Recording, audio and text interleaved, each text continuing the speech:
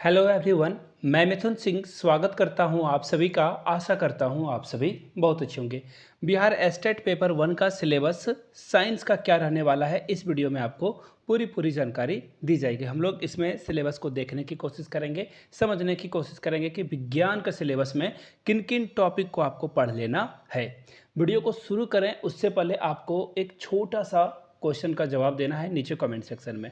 आपको बस ये बताना है कि टिश्यू और सेल के बीच का क्या डिफरेंस है। नीचे कमेंट करके इसका जवाब दीजिएगा। कोशिका और उत्तक के बीच में क्या अंतर होता है, नीचे इसका आंसर आप सभी लोग लिखिएगा। तो चलिए एस्टेट के 9 to 10 के सिलेबस को हम लोग देखते हैं कि यूनिट 1 में क्या पूछा जाएगा और यूनिट 2 में। यूनिट 1 यानी कि आपका कंसर्निंग सब्जेक्ट जो कि आपसे संबंधित सब्जेक्ट है उससे क्या पूछा जाएगा, और यूनिट 2 यानी कि जो कॉमन पेपर है हर सब्जेक्ट के लिए वही पूछा जाता है, आपसे भी वही पूछा जाएगा।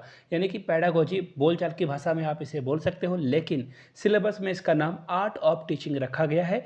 कुछ जीके से क्वेश्चन पूछे जाएंगे, जीएस से क्वेश्चन पूछे जाएंगे, करंट अफेयर्स से, मैथमेटिक्स, रीजनिंग के अलावा आपको जो है थोड़ी बहुत हिंदी भी देखने को मिलेगी। तो चलिए सिलेबस को हम लोग देखेंगे और इधर उधर की बात किए बिना सीधे मैं आपको पीडीएफ ओपन करके दिखाता हूं जो ऑफिशियल सिलेबस है उसका। यहां से आप देख सकते हो सिलेबस फॉर द माध्यमिक पेपर 1 एस्टेट 2023 100 मार्क्स के लिए जो है यूनिट 1 सब्जेक्ट साइंस का है। अब देखिए साइंस में क्या क्या पूछा जाएगा। पादप एवं जंतु जनन एवं गुणवत्ता सुधार के लिए चयन उर्वरक खाद का प्रयोग करने वाले कीट रोगों से बचाव और जैविक कृषि से क्वेश्चन आपसे पूछ लिया जाएगा। पढ़ने के लिए सीधा तरीका है, जैसे खाद का प्रयोग जो है इससे क्या क्या नुकसान है, क्या क्या फ़ायदे हैं, ये पढ़ लीजिए। और जो इम्पॉर्टेंट इसके जो टॉपिक्स हैं ना उसको आपको पढ़ लेना है। जैसे कीट रोगों से बचने के लिए पेस्टिसाइड का आप छिड़काव करते हो पौधों में, इससे सवाल पूछ सकते हो। फार्मिंग तो बहुत बड़ा सेक्टर है, इसे भी आपको पढ़ लेना है। वाष्पीकरण और ऊष्मा का अवशोषण पढ़ना है आपको, वेपराइजेशन आपको पढ़ लेना है। आगे देखिए ठोस द्रव और गैस की विशिष्टता, जिसमें आकार, आयतन, घनत्व की, पदार्थ की अवस्था में परिवर्तन, द्रवण, जमना, वाष्पीकरण, सुघनन और ऊर्ध्वपातन से आपसे सवाल पूछे जाएंगे। देखिए सॉलिड ठोस मतलब द्रव मतलब लिक्विड, और गैस का मतलब तो गैस होता ही है, इसके बारे में आपको पढ़ना है। इसका स्ट्रक्चर कैसा होता है, इसका वॉल्यूम कैसा होता है, इसका डेंसिटी क्या होती है, ये आपको पढ़ लेना है।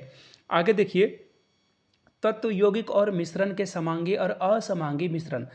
समांगी मतलब होमोजेनियस और हेट्रोजेनियस की बात की जा रही है यहाँ पे। याद रखिएगा मिक्सचर को पढ़ लेना है अच्छे से। क्लास 9 में, क्लास 9 के अगर आपने रेफरेंस बुक अगर पढ़ा है प्राइवेट स्कूल के बच्चों को पास से आप ले सकते हो, बोरो कर सकते हो। वहाँ पे बहुत ही आसान भाषा में केमिस्ट्री में बताया गया है। एनसीईआरटी को भी आप पढ़ सकते हो, वन लाइनर तो पढ़ ही लेना चाहिए आपको। क्लियर है बातें।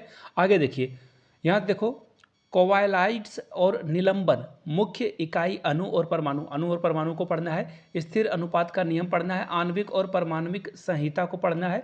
मोल की अवधारणा पढ़ना है। इसके अलावा कण की संहति को पढ़ लेना है। संख्या के साथ मोल का संबंध, संयोगता को पढ़ना है। सामान्य यौगिकों के जो रासायनिक सूत्र हैं वो आपको पढ़ लेना है। परमाणु सूक्ष्म कणों का इलेक्ट्रॉन, प्रोटॉन और न्यूट्रॉन से बनते हैं, ये आपको पढ़ लेना है। देखो आइसोटॉप यानी कि समस्थानिक और संभारिक के बारे में भी पढ़ लेना है।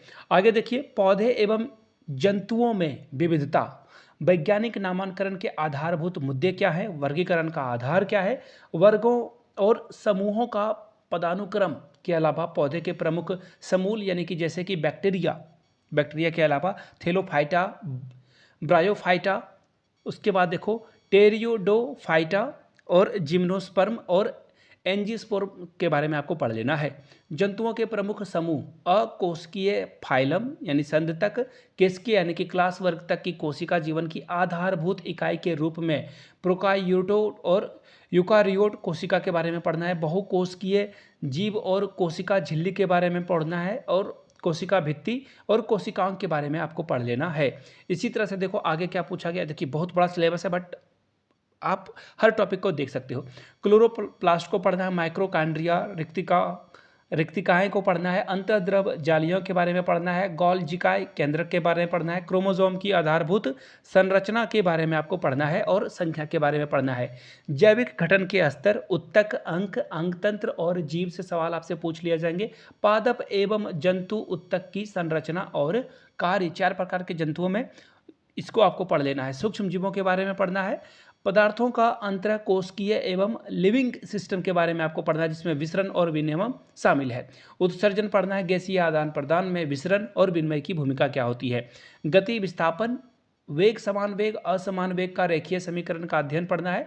त्वरण पढ़ना है। कुल मिलाकर बात ये यहाँ पे बोली जा रही है ना, मोशन चैप्टर को कंप्लीटली पढ़ जाना है। इसमें एक्सेलरेशन, डिस्प्लेसमेंट, वेलोसिटी, ये सब आपको पढ़ लेना। इंग्लिश में आपको समझा दे रहा हूँ। इसके अलावा देखो यहाँ पे क्या है, समान और असमान त्वरित गति के बारे में आपसे पूछा। यूनिफॉर्म मोशन और नॉन यूनिफॉर्म मोशन को भी पढ़ लेना है।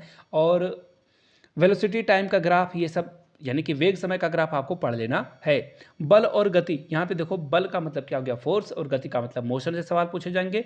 न्यूटन के जो गति के नियम है, पिंड का जो जड़त्व है, इससे सवाल पूछे जाएंगे। जड़त्व और संहित वेग, बल और त्वरण के बारे में पढ़ लेना है आपको। देखिए बहुत बड़ा सिलेबस है, बट कंप्लीट तो करना ही पड़ेगा आपको।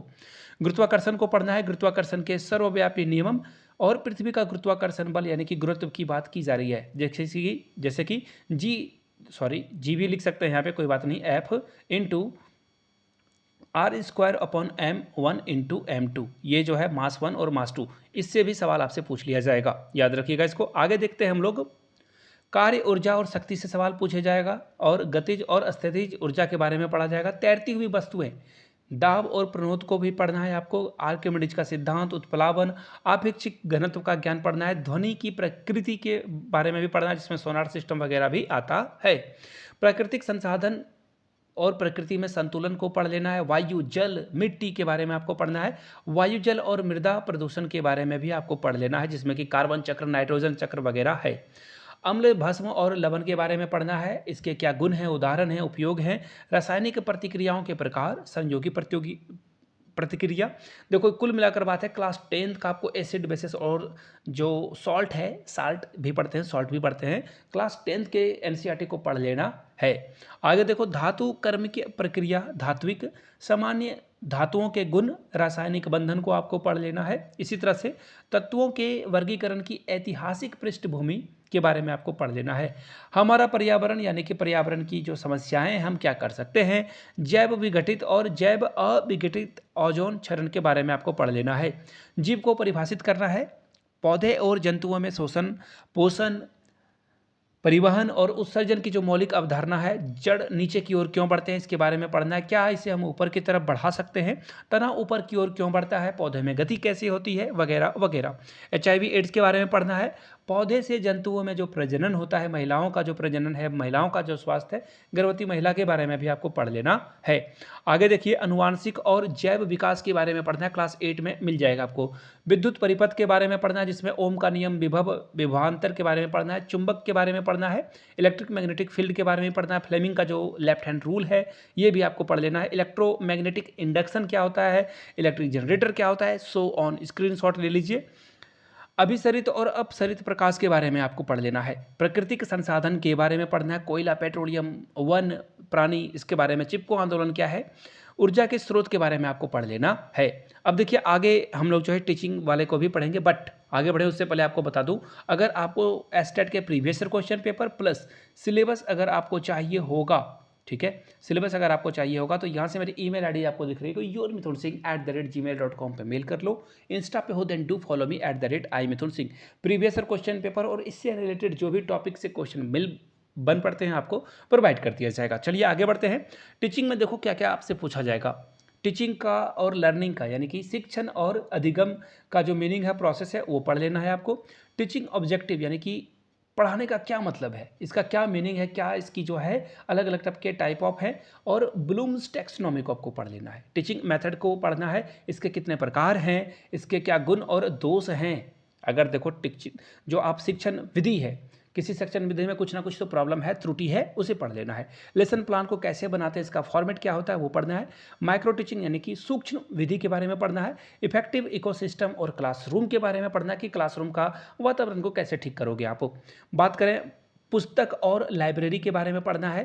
टीचर की क्या जो है क्वालिटी होनी चाहिए, वो भी आपको पढ़ लेना है।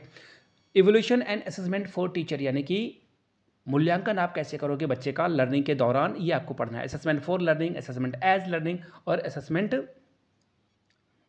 मैं भूल गया, कोई बात नहीं। करिकुलम यानी कि पाठचर्या के बारे में पढ़ना है। और शिक्षण और अधिगम को प्रभावित करने वाले फैक्टर क्या है वो आपको पढ़ लेना है। टीचिंग एड और हैंड ऑन लर्निंग के बारे में आपको पढ़ना है। इसी तरह से अब देखो आखिरी में ये 20 मार्क्स का सिलेबस है, 5-5 पूछे जाएंगे, 5 जीके से सवाल पूछे जाएंगे और ईवीएस से 5 नंबर के सवाल पूछे जाएंगे, मैथ से 5 नंबर के सवाल पूछे जाएंगे और 5 नंबर रीजनिंग से सवाल पूछे जाएंगे। 20 नंबर का ये सिलेबस था। तो मैंने आपको पूरा सिलेबस बता दिया। वीडियो यहाँ तक देख लिया आपने तो एक बार कमेंट सेक्शन में आप सभी लोग जय हिंद जरूर लिखिएगा ताकि मुझे पता चल सके वीडियो आपने यहाँ तक देखी है। वीडियो को यहाँ तक देखने के लिए आप सभी का बहुत बहुत शुक्रिया। Have a good day.